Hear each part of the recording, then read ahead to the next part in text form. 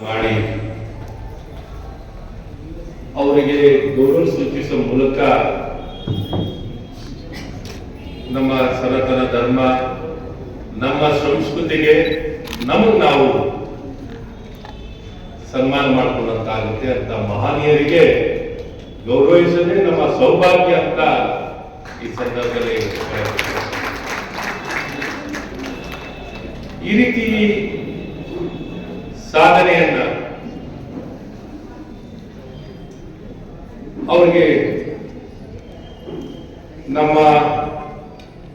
ನಮ್ಮತನ, ನಮ್ಮ ಸಂಸ್ಕೃತಿ, ನಮ್ಮ ಧರ್ಮ, ನಮ್ಮ ವೇದ ಶಾಸ್ತ್ರ, ಸಂಗೀತ ಈ ಎಲ್ಲ ಕ್ಷೇತ್ರದಲ್ಲೂ ಅದ್ಭುತ ಸಾಧನೆ ಮಾಡಿದ್ದಾರೆ. ಇದು ಸಾಧಾರಣ ಸಾಧನೆ ಅಲ್ಲ. ಮುಂದಿನ ಪೀಳಿಗೆಗೆ ಎಲ್ಲರಿಗೂ ಪ್ರೇರೇಪಣೆ ಸಿಗ್ಬೇಕು. ಮುಂದುವರಿಸಬೇಕಂದ್ರೆ ಇಂಥ ಮಹನೀಯರು ಅಪಾರ ಕೊಡುಗೆ ನಮ್ದು ಆಧಾರ ಸ್ತಂಭವಾಗಿರುತ್ತೆ. ನಾನು ಚುನಾಯಿತ ಪ್ರತಿನಿಧಿಯಾಗಿ ನನ್ನ ಸೌಭಾಗ್ಯ, ಯಾಕೆಂದ್ರೆ ಚುನಾಯಿತ ಪ್ರತಿನಿಧಿಯಾಗಿರೋದು ಇದನ್ನೆಲ್ಲ ಶಕ್ತಿ ತುಂಬುವಂತ ಕೆಲಸ ಮಾಡಬೇಕು, ಉತ್ತೇಜನ ಕೊಡುವಂಥದ್ದು ಮಾಡಬೇಕು. ಇವತ್ತು ನಮ್ಮ ರಾಜಮನೆತನದ ವ್ಯಕ್ತಿಗಳು ನಮ್ಮ ಮನೆತನಕ್ಕೆ ಸೇರಿದಂತ ರಾಜರು ಅವರು ಸಹ ಬಂದಿದ್ದಾರೆ. ನಮ್ಮ ಮೈಸೂರು ಮನೆತನ ಯಾವ ರೀತಿ ನಮ್ಮ ಭಾಗದಲ್ಲಿ ಪ್ರಗತಿಯನ್ನು ಕೊಟ್ಟಿದ್ದಾರೆ ಅನ್ನೋದೊಂದು ನಮ್ಮ ಕಣ್ಣು ಮುಂದೆ ಇರುವಂತ ಪ್ರತಿಯೊಂದು ಸಾಕ್ಷಿಗಳು ನಾವು ನೋಡಬಹುದು. ಸಾಹಿತ್ಯ ಕ್ಷೇತ್ರಕ್ಕಾಗಲಿ, ಸಾಂಸ್ಕೃತಿಕವಾಗಲಿ, ಧಾರ್ಮಿಕವಾಗಲಿ, ಸಾಮಾಜಿಕವಾಗಲಿ, ಆರ್ಥಿಕವಾಗಲಿ, ಶೈಕ್ಷಣಿಕವಾಗಿ ಎಲ್ಲ ವಿಚಾರದಲ್ಲೂ ಬಹಳ ಕೊಡುಗೆ ಕೊಟ್ಟಿದ್ದಾರೆ. ಅದು ಮುಂದುವರೆದಂತ ನಮ್ಮ ಎಲ್ಲ ಈಗಿನ ಕಾಲದಲ್ಲಿ ಈ ಪ್ರಯತ್ನಗಳು ಮುಂದುವರೆದಿದೆ. ಮತ್ತು ನಮ್ಮ ಡಾಕ್ಟರ್ ನಾಗೇಂದ್ರ ಶಾಸ್ತ್ರಿ ಅವರು ಬಹಳಷ್ಟು ತಮ್ಮ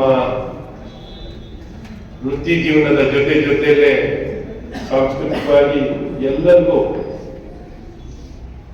ತಮ್ಮ ಶಿಷ್ಯ ವೃಂದವನ್ನ ಮತ್ತು ಹಲವಾರು ಸಾಂಸ್ಕೃತಿಕ ಕಾರ್ಯಕ್ರಮಗಳನ್ನ, ಅದರಲ್ಲಿ ಇವತ್ತು ವಿಶೇಷವಾಗಿ ಈ ಪ್ರಶಸ್ತಿ ಪ್ರದಾನ ಮಾಡ್ತಿರುವಂಥದ್ದು ಬಹಳಷ್ಟು ವಿಶೇಷ.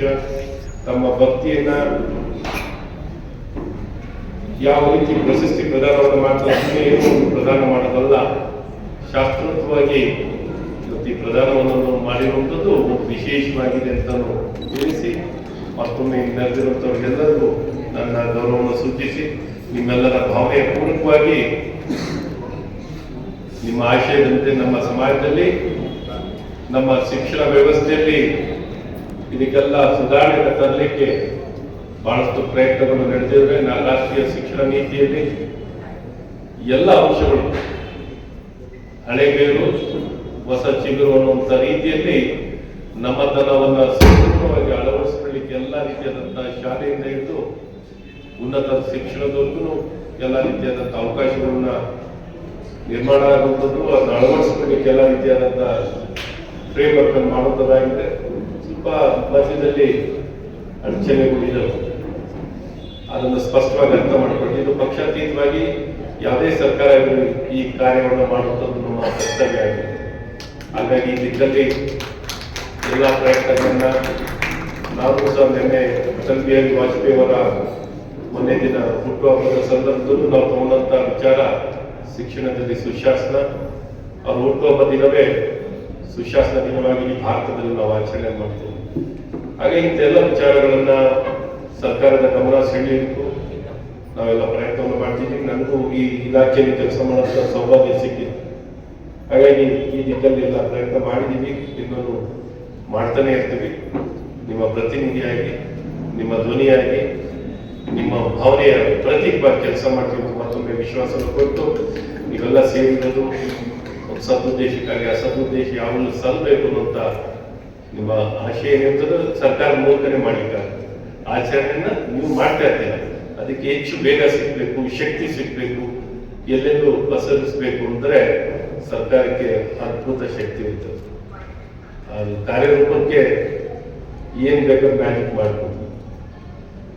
ಅಷ್ಟು ನಾನು ಸರ್ಕಾರದಲ್ಲಿದ್ದಾಗ ನಾನು ಈ ನೋಡಿ ಎಷ್ಟು ಉದಾಹರಣೆಗೆ ತಗೊಂಡು ಹೋಗ್ಬೋದು ಅನ್ನೋದು ಹಾಗಾಗಿ ಆ ಪ್ರಜಾಪ್ರಭುತ್ವದ ಸರ್ಕಾರಕ್ಕೆ ಈ ಜವಾಬ್ದಾರಿ ಇರಬೇಕು ಅಂತ ಮತ್ತೊಮ್ಮೆ ತಿಳಿಸಿ ಬಹಳ ಉತ್ತಮ ಮಾತಾಡಿದ್ದೀನಿ. ಅದು ಮಾತಾಡಬಾರ್ದು ಅದು ಇಂಥ ಒಂದು ಕಾರ್ಯಕ್ರಮದಲ್ಲಿ ಚುನಾಯಿತನಾಗಿ ನಾವು ಈ ನಿಮ್ಮ ಆಲೋಚನೆಗಳನ್ನು ವ್ಯಕ್ತಪಡಿಸುವಂಥ ಕರ್ತವ್ಯ ಆಗಿರ್ತದೆ. ಮತ್ತು ಈ ಸಂಘಟನೆ ಇಷ್ಟೆಲ್ಲ ಕಷ್ಟಪಟ್ಟು ಪ್ರಯತ್ನ ಮಾಡ್ತಿರುವಂಥದ್ದು ನಮ್ಮ ತನ್ನ ಉಳಿಸಿ ನಮ್ಮ ಸಂಸ್ಕೃತಿಯನ್ನು ಬೆಳೆಸಲಿಕ್ಕೆ ಮಾಡ್ತಿರುವಂಥ ತಮ್ಮೆಲ್ಲರ ಪ್ರಯತ್ನದ ಪೂರ್ವಕವಾಗಿ ನಾಗೇಂದ್ರ ಶಾಸ್ತ್ರಿ ಧನ್ಯವಾದಗಳು.